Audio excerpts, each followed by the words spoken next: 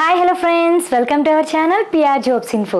Friends, మన ఛానల్లో ప్రతిరోజు అప్డేటెడ్ నోటిఫికేషన్స్ ఒక కంప్లీట్ ఇన్ఫర్మేషన్ అయితే చెప్పడం జరుగుతుంది ఫ్రెండ్స్. కాబట్టి డైలీ మన ఛానల్ని ఫాలో అవ్వండి, అలాగే మీ ఫ్రెండ్స్ అండ్ రిలేటివ్స్కి షేర్ చేయండి. ఈరోజు వీడియోలో మనం ఏం తెలుసుకుందామంటే ఆర్ఆర్బీ గ్రూప్ డి యొక్క సుప్రీం కోర్టులో కేసు వేయడం వల్ల అది కొట్టేశారు.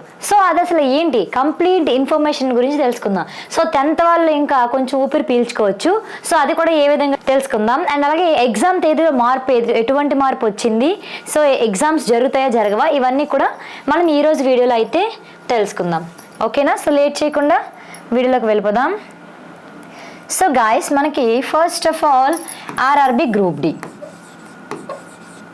సో ఆర్ఆర్బీ గ్రూప్ డిలో మనకి చాలా ఇప్పుడు మార్పులు అయితే వస్తూ రావడం జరిగింది.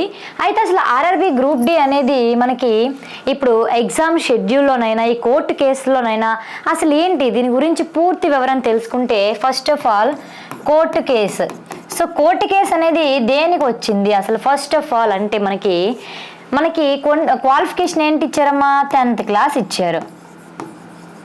సో ఆల్రెడీ ప్రీవియస్ ఇయర్స్లో ఏం జరిగిందంటే, సో 10th క్లాస్ మీద మనకి గ్రూప్ డి నోటిఫికేషన్ రావడం వల్ల ఐటీఐ వాళ్ళకి ఇబ్బంది కలుగుతుందని, సో ఐటీఐ క్వాలిఫికేషన్ వేస్ట్ అయిపోతుందని, సో గ్రూప్ డిలో ఉండే కొన్ని పోస్టులకు ఖచ్చితంగా ఐటీఐ క్వాలిఫికేషన్ ఉండాలి అని, ఆ జాబ్స్కి 10th క్లాస్ వాళ్ళని తీసుకోవడం వల్ల మా ఐటీఐ అనేది వేస్ట్ అయిపోతుంది అని, సో ఐటీఐ వాళ్ళు కేసు వేయడం జరిగింది.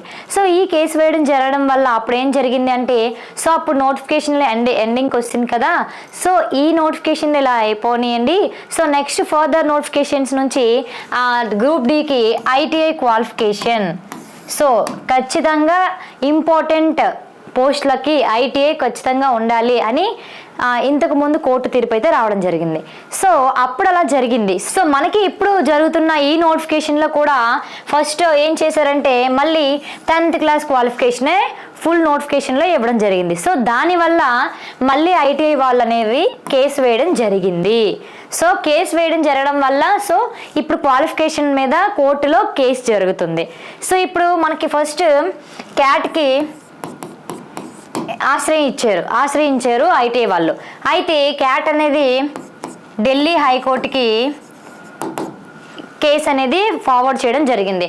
అయితే ఢిల్లీ కోర్టు కూడా లాస్ట్కి తీర్పు చెప్పకుండా మళ్ళీ క్యాట్కే మళ్ళీ ఫార్వర్డ్ చేయడం జరిగింది. సో క్యాట్కే తీర్పు లాస్ట్కి ఇవ్వమని ఢిల్లీ హైకోర్టు అనేది డిక్లేర్ చేసేసింది. అయితే క్యాట్ నుంచి మనకి తీర్పు అనేది చాలా లేట్ అవుతుంది. చాలా హియరింగ్స్ జరుగుతూ ఉన్నాయి, ఇంకా ఫార్వర్డ్ చేస్తూనే ఉన్నారు, అసలు తీర్పు ఇవ్వట్లేదని ఐటీఐ వాళ్ళు ఏం చేశారంటే మళ్ళీ సుప్రీంకోర్టుకి కేసు వేయడం జరిగింది. సో సుప్రీంకోర్టు వాళ్ళకి మొన్న వీళ్ళు మళ్ళీ అపీల్ చేయడం ద్వారా సుప్రీంకోర్టులో ఏమొచ్చిందంటే, ఇప్పుడు సుప్రీంకోర్టులో ఎవరైనా అసలు ఫస్ట్ కేసు ఎందుకు వేస్తారండి? మనకి ఏ కోర్టు దగ్గర అయినా సరే సరైన న్యాయం జరగకపోతే మళ్ళీ తీర్పును విచారించి మళ్ళీ తీర్పిస్తారని సుప్రీంకోర్టుకి కేసు అనేది పెడతారు. కానీ వీళ్ళు ఏం చెప్పారు సుప్రీంకోర్టు వాళ్ళు, అసలు మీరు క్యాట్ కోర్టులో కేసు అనేది నడుస్తుంది. సో అది ఇంకా ఫైనల్ జడ్జిమెంట్ ఇవ్వకుండా ఇక తీర్పు అనేది మీకు ఫేవరబుల్గా వచ్చిందా రాలేదా అని తెలుసుకోకుండా సుప్రీంకోర్టులో కేసు వేయడం ఏంటి అని కేసుని కొట్టి పారేసింది. సో దీన్ని మీరు ఒక జాగ్రత్తగా పరిశీలించినట్లయితే మనకి ఖచ్చితంగా మనకి నెక్స్ట్ ఫస్ట్లో క్యాట్ కూడా ఏం చెప్పిందంటే ఐటీఐ వాళ్ళకి first short notification full notification వచ్చినప్పుడే మీరు ఏదైనా చేయాలి. సో ఇప్పుడు ఫుల్ ఇంతవరకు ఎగ్జామ్స్ అనేవి రావడం అప్లై చేయడం అన్నీ కూడా జరిగిపోయిన తర్వాత ఇప్పుడు ఎటువంటి యాక్షన్ తీసుకున్నా చాలా ప్రాబ్లం అవుతుంది. కాబట్టి సో నెక్స్ట్ ఏమే మీరు చేసుకోవాలన్నా ఒప్పుకోలేదు. కేసు అనేది అందుకనే ఢిల్లీ హైకోర్టుకి ఇచ్చింది. సో ఇది కూడా డిక్లేర్ చేయకుండా మళ్ళీ ఇక్కడికే ఫార్వర్డ్ అయ్యింది. సో మ్యాక్సిమం 95%, సో మ్యాక్సిమం 95% మనకి 10th క్లాస్ వాళ్ళకే కోర్ట్ ఫేవరబుల్గా మనకి తీర్పు అనేది రావడం జరుగుతుంది. సో అందుకే ఆల్రెడీ రైల్వే వాళ్ళు ఏం చేస్తున్నారంటే ఎగ్జామ్ షెడ్యూల్ సన్నాహాలు అయితే చేస్తున్నారు. సో ప్రొవిజనల్లీ యాక్సెప్టెడ్ మెసేజెస్ అందరికీ వచ్చాయండి. సో అప్లికేషన్స్ అందరివి యాక్సెప్ట్ అయినవి అవ్వనివి తీసేసి అండ్ షెడ్యూల్ కూడా మనకి ఇచ్చేసింది 17th November అని ఎగ్జామ్స్ కూడా. సో ఇంకా ఈ 17th November ఎగ్జామ్స్ అనేవి ఖచ్చితంగా జరుగుతాయా అంటే మ్యాక్సిమం 90% 17th November మనకి ఎగ్జామ్స్ అనేవి జరుగుతాయి. సో ఒకవేళ ఇందులో ఏదైనా మార్పు వస్తే మనకి క్యాట్లో మనకి ఎప్పుడమ్మా అక్టోబర్లో 28 మనకి కోర్టులో కేసు అయితే నడుస్తుంది కదా 30న. సో అప్పుడు మనకి రిజల్ట్ ఏదైనా ఒకవేళ మార్పు జరిగితే అప్పుడే కోర్టు కేసులో ఎగ్జామ్ షెడ్యూల్ అనేది తీసేస్తారు, లేదా 17th November ఎగ్జామ్స్ అనేవి జరుగుతాయి. సో మస్ట్ అండ్ షుడ్గా 90% 17th November ఎగ్జామ్స్ అనేవి స్టార్ట్ అయిపోతాయి. సో ఎందుకంటే maximum 90% court case 10th class వాళ్ళకే ఫేవరబుల్గా ఉండడం జరిగింది కాబట్టి. సో ఫర్దర్ నెక్స్ట్ నోటిఫికేషన్ నుంచి మ్యాక్సిమం 10th క్లాస్కి 25% ఇచ్చి 75% ఐటీఐ వాళ్ళకే ఇవ్వడం జరుగుతుంది అని ఎక్స్పెక్టేషను. ఓకేనా? సో ఈ విధంగా జరుగుతుంది. సో ఏది జరిగినా సరే మీ ప్రిపరేషన్ అనేది అస్సలు ఎక్కడ కూడా తగ్గకూడదండి. ఎందుకంటే కాంపిటీషన్ మీకు ఆల్రెడీ తెలుసు, 1,80,00,000 మంది అప్లికేషన్లు పెట్టారంటే ఏ ఒక్కరు కూడా ఎంత బాగా ప్రిపేర్ అవుతున్నారంటే చాలా కాంపిటీషన్తో చాలా బాగా ప్రిపేర్ అవుతున్నారు. సో మీ ప్రిపరేషన్ కూడా అలాగే ఎటువంటి ధ్యాసల్లోనికి పోనివ్వకుండా మీ ప్రిపరేషన్ని ఇలాగే కొనసాగించండి. అస్సలు ఎందులో కూడా మార్పులు తేయకండి. సో మీ అందరికీ కూడా నేను ఆల్రెడీ చెప్పాను ఏంటంటే ఇప్పటి వరకు మీరు కంటెంట్ అయితే చాలా అద్భుతంగా ప్రిపేర్ అయ్యారు, చాలా అద్భుతంగా ప్రిపేర్ అయ్యారు. కానీ ఇప్పుడు మీరు చేయవలసిందంతా ఏంటి అంటే టెస్ట్ సిరీస్ మీద మీరు ఎక్కువ ఫోకస్ పెట్టాలి. ఎందుకంటే ఇప్పటివరకు మీకు కంటెంట్ చదివారు. సో మీకు కంటెంట్ నుంచి ఎటువంటి క్వశ్చన్స్ వస్తాయి మీకు తెలియాలి కదా. సో మీరు ఎంతవరకు ప్రిపేర్ అయ్యారో తెలియాలి కదా. సో మీరు ఎంతవరకు ఎగ్జామ్కి రెడీగా ఉన్నారు, ఇంకా ఏమైనా ఎక్కువగా చదవాలా, నేను ఎందులోనైనా వీక్గా ఉన్నానా అనేది మీకు స్వతహాగా తెలుసుకోవాలంటే చేయాల్సింది టెస్ట్. సో ఈ టెస్టులు రాస్తేనే మీరు ఎంతవరకు ప్రిపేర్ అయ్యారు, ఎలా క్వశ్చన్స్ వస్తున్నాయి, ఇంకా ఎంత ప్రిపేర్ అవ్వాలి. సో ఈ 3 పాయింట్లు అర్థమవుతాయి చూడండి. ఫస్ట్ది ఎగ్జామ్లో క్వశ్చన్స్ ఎలాగొస్తాయి, అండ్ తర్వాత దాంతోపాటు సెకండ్ మీ ప్రిపరేషన్ ఎంతవరకు సక్సెస్ఫుల్ అయ్యింది.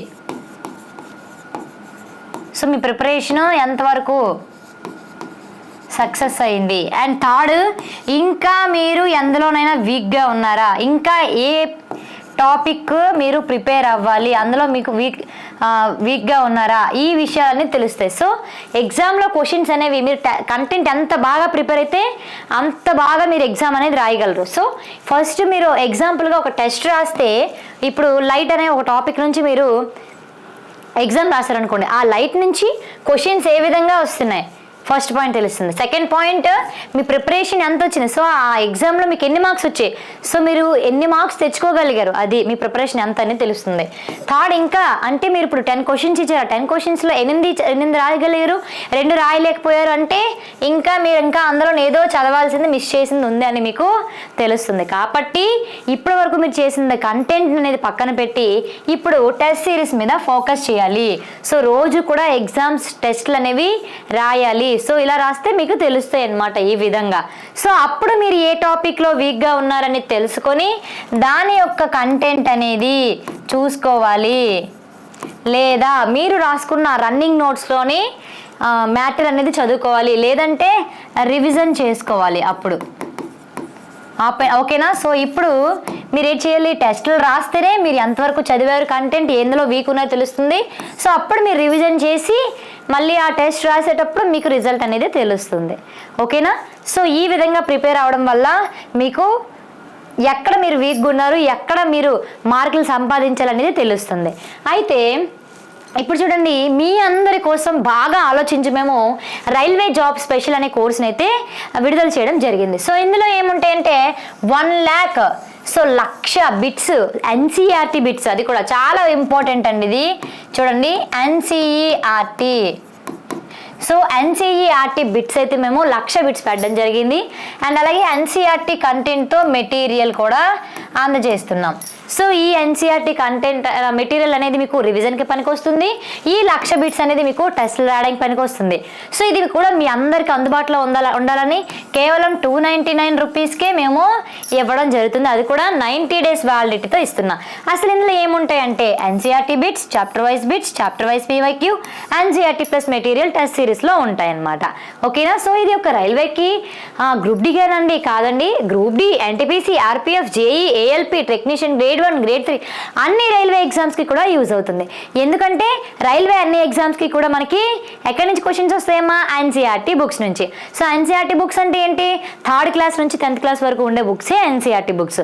సో ఈ బుక్స్ మనం మొత్తం ప్రిపేర్ అవ్వడానికి మనకి చాలా ఇబ్బందిగా ఉంటుంది. టెక్స్ట్ బుక్స్ అన్నీ కూడా ప్రతి ఒక్క class 3rd class 4th class అంటే అన్ని క్లాసుల్లోని బుక్స్ మనం అన్ని సబ్జెక్టులు చదవడానికి కష్టంగా ఉంటుంది. కాబట్టి మీ అందరి కోసం మేమైతే సో ఆ టెక్స్ట్ బుక్స్ నుంచి క్వశ్చన్స్ అయితే తయారు చేసి మీకు 1,00,000 బిట్స్ని అయితే అందిస్తున్నాం. 3rd నుంచి 10th క్లాస్ వరకు ఉన్న అన్ని టెక్స్ట్ బుక్స్ నుంచి.